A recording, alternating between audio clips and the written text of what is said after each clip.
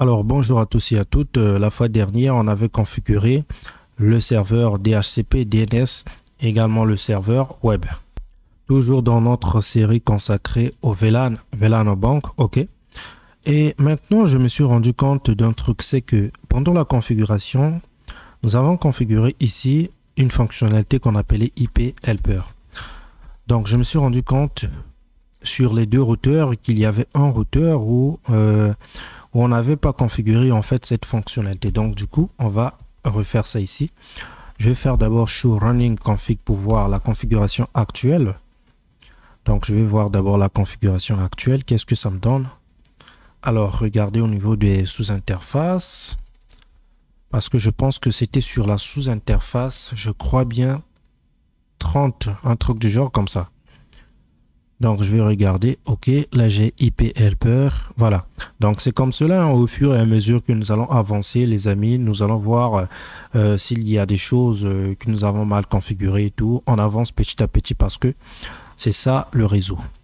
Donc, là, je regarde ici. IP Helper, c'est bon pour la sous-interface du VLAN 10. IP Helper également ici, c'est bon. J'ai configuré ça à ce niveau pour la sous-interface du VLAN 20. IP Helper, voilà.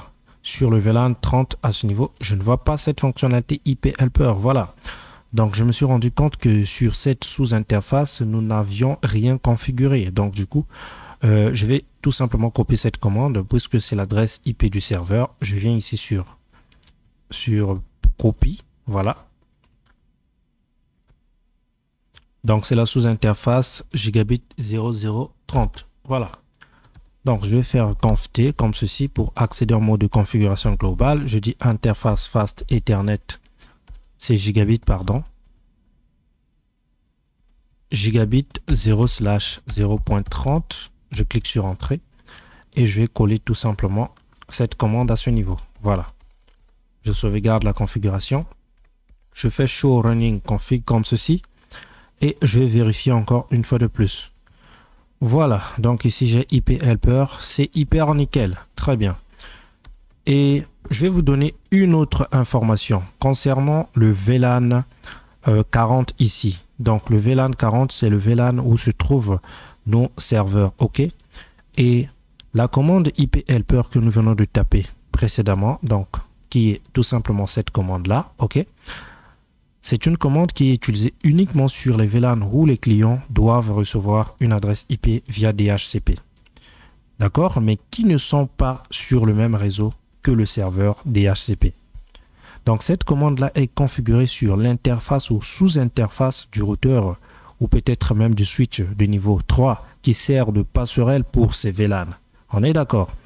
Alors, donc les VLAN du serveur DHCP, le VLAN du serveur DHCP n'a pas besoin de cette commande parce que le serveur est directement dans le VLAN et peut répondre sans aide.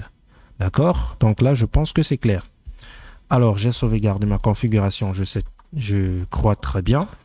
Et je vais vérifier également sur le deuxième routeur ici. Là, je pense que je l'avais très bien configuré, cette fonctionnalité qui est IP Helper.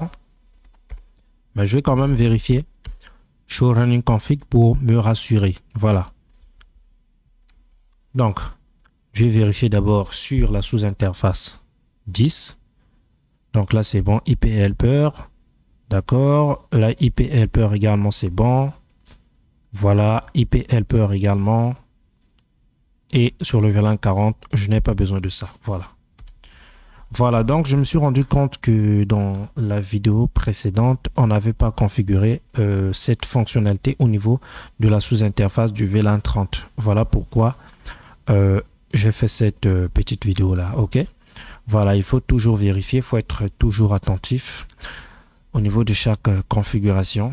Et nous allons continuer notre petite topologie jusqu'à ce qu'on la termine complètement. Voilà. Donc, c'était tout. En tout cas, on se retrouve prochainement. Merci.